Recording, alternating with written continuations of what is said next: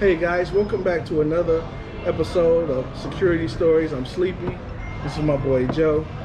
And we're going to bring you another story of us working in the bar industry downtown Chandler, Arizona. We got a doozy for you guys. This is a big story. One of my favorites. One of the favorites. One of the favorites. And it has a lot of action, if you know what I mean. So, again, I'm painting the picture.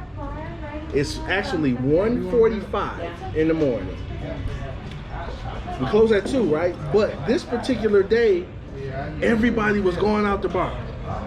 At 1:45, everybody's gone. So we say, okay, we're going to shut it down. This one guy still sitting here at the bar. So we go to him. We say, sir, we're closing. Wrap it up. And he still has a beer, I don't know, about halfway full. Like, sir, we're closing.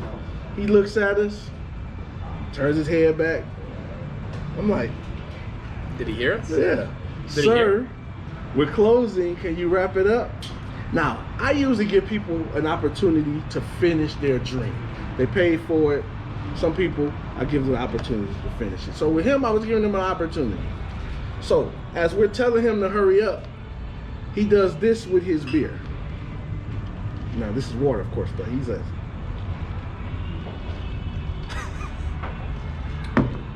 and disregards us. We like, what? Did he just really do that? He like, it's only 1:45. We're like, yeah, sir, but we're closed now. We can close whenever we want to. 1:42, if we want to close, we can close at 1:42. But anyway, everybody's going, we're cleaning up. He's acting like that. So when he does that with his drink, I get really upset. He's sitting in the chair. I actually snatched the chair from up under him. And he falls down. He falls on the ground. He gets up. Dude, I'm an officer. You can't do that. Dramatically falls down. So here's the thing. If you're in law enforcement, you don't want no problems in the bar.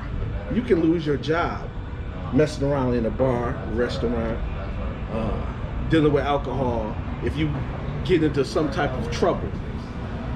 So he says that and shows me some badge. I don't know if it was a toy badge or what it was. So I say, sir, you have to leave. We're done. We're closed. So I have my hand on this chair at the bar. So he tries to walk through my arm as my hand's on the chair. I'm like, sir, walk around. He walks through my hand. I say, okay. So as he's walking, I'm walking behind him. He starts slowing down. I push him in his back. Come on, let's go. He does it again. He's walking out the bar, starts slowing down again. I push him and say, let's go. Well, Joe sees me escorting him out and seeing him kind of giving me some resistance. Joe's behind the bar. Again, Joe is a professional bar jumper. Guys, you have to see it. It's incredible. One day. Out of nowhere, after I pushed him that second time, he moves up a little bit, but he started like slowing down. Joe comes past me. Again, Joe was behind the bar back in the corner. He jumps the bar, comes behind out on the other side of the bar, in front of me, and pushes this guy hard. The guy goes flying out the door. And he don't see Joe. He didn't see Joe, so he automatically thought I pushed him. Guys. Now it sounds like it's all my fault. He turns around and looks at me and say, you black nigger. Whoa. Fighting words. My fat. Yes. Oh, Okay. fat nigga. Okay. Fat So he see, Joe's here can help with the story. And that's what pissed me off. He emphasized it, and whoa, I went into a rage. But the funny thing is, a couple of our other employees was also walking behind me, walking him out.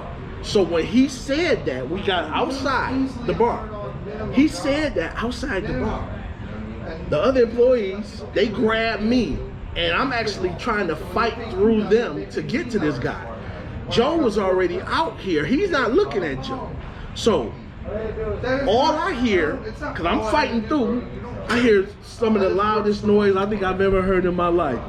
Joe slapped this guy so hard, I'm telling you, is one of the smack heard around the world.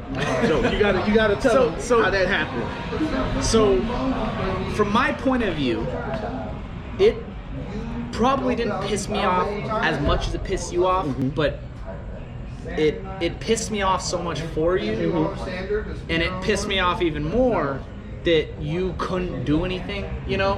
And it was almost like doing you justice, you know? And in that moment, I said, I mean, I'm not right, wrong, whatever. I was not thinking that at that point. I was thinking, you know what? If I get into some trouble for this, I can live with that. Fine, for the rest of my life, this is fine. Because this guy deserves that.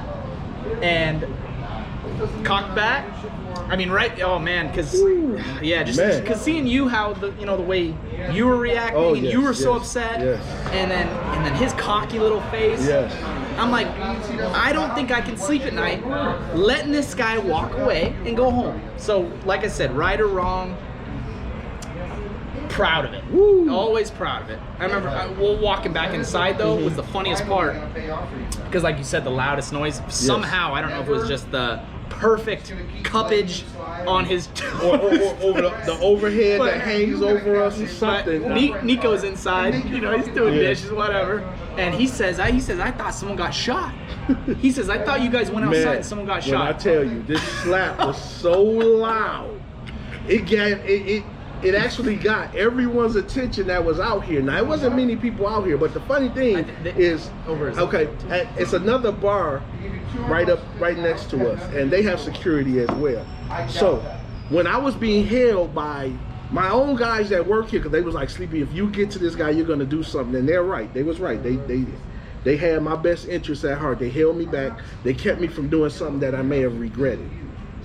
But in the meantime, as I'm dealing with that, trying to get through them, the other bar that's right next to us, they have security, and I'm cool with their security. They cool with me. They actually seen me struggling to get through my own guys and thought that I was being attacked. So they run down to intervene. They come to me and say, "Are you good? You good?" I'm like, "Yeah, I'm good. I'm good." But by this time, the slap already has happened, and the guy was looking dazed and confused. And my other security guard, he grabbed him and threw him head first. After he's been slapped, this is head first into the front of a Dodge Ram that was parked right in the first parking spot right here in front of the bar. And I mean, he went face first to a steel bumper. And after he hit the bumper, he fell on the ground. Now the other security guard, they run down, they like, you okay, you okay? I'm like, yeah.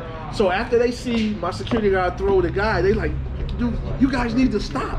They're stopping us from doing more to this guy. And I'm gonna say this. I'm a petty guy. I'm a petty guy. So after the guy hit his face first on the bumper, I thought I wanted to make him feel me without making me physically show any bruises or lacerations on him. Yes. A little memory. I went and I stood on his ankle. Now, I don't know. I'm probably wrong. I'm probably wrong. I am. But I was so raged. That was all I could do. And the first thing I was thinking about, get this guy, make this guy have a twisted ankle or something. That's my whole thing with that whole situation. Was, it's justice. A little bit of justice. It's perfect word. Yeah, perfect word. And that's what I was thinking. And I'm like, look, what the consequences are for what happens after tonight, it's justice, and it needs to be served. Not in a, but because I couldn't go on letting, thinking like, oh, he just got away with that and he's going to go the rest of his life and think that's perfectly okay. I thank you so much for that. I know, and I appreciated that. Welcome. And like you say, justice. I felt justice when you did that. Yes. And when his face hit the bumper and when, and when his ankle got twisted a little bit, I felt justice for that because, sometimes again, all of that was unnecessary. If you just drink your beer or say, guys, all right, I'm gonna call it an evening, have a nice night. Don't give us no static. We're trying to go home. We're cleaning. We're almost done cleaning. And this guy is sitting here being that guy. Well, and obviously it makes sense that he was that guy. Yeah. Is the same guy that would bring that you know, what he attitude. said, that Yes. attitude Yes. out. I mean, it's fitting. Okay, And- so it's and- not a coincidence. and Some people so are that way. justice was served that night. You know, I felt good about it, and you know, I don't know. We can live with that. Yeah, we can live with it because we've never seen him again. So that was a good point. But that's one He's of alive. Zocalo saved him. The bar next door to us is called Zocalo, and those security guys actually saved him, and they walked him away. So pretty much, we did what we had to do. Yeah. You know, Again, it's not uncalled always for, pretty, but uncalled for maybe on both sides, but again, heat in the moment, things happen. He did what he did, caused us to react the way we did. There it is. When take back a thing though, so Yeah, you know, as Yeah. wrong or right as it may be, Yeah. I am happy it happened the way it did. And I believe this happened maybe 2 years ago. It wasn't too long because my security guard that was actually here helping me that day, he's still here. It could have been two and a half years ago maybe. So again, we're still talking about it today. we're still talking about it. It must be a okay. It's a big story still. It's a big story, and one of the favorites. One of the favorites, and one that a lot of people always ask about. The slap. Slap heard That around may be the world. the title of this, the slap heard around the world, because the emphasis of that slap I can't even tell you. It guys. was weird. That was the weirdest part about it all. Was how I mean yeah, it was incredible. Anyway. You know, I don't know if it may have been excessive. I'm not sure, but again, that's what we're dealing with, trying to get people out at the end of the night that has too much to drink. But this case, this guy was just being an a-hole for real, and that was again, he got justice for being an a-hole, and it didn't have to happen. But, didn't have to, but the way it turned out, it did have to. Yeah, it did. I mean, yeah, you know. Right. So again, if we never seen this guy again, he hasn't come back, and all the law enforcement that I've talked to said that, you know, one thing they do not ever want to do is get into any trouble inside of a bar while they're off duty, because it could cost them their job, and I get that. So this guy was obviously lying about being in the law enforcement. He could have been a security guard somewhere else or something, I don't know, but again, the badge looked fake. He definitely gave us one of our favorite stories to the day. Yes, so yes, definitely one of the favorite ones, and most memorable. And I wish you guys could have saw his face, but anyway. So guys, that's the end of this episode.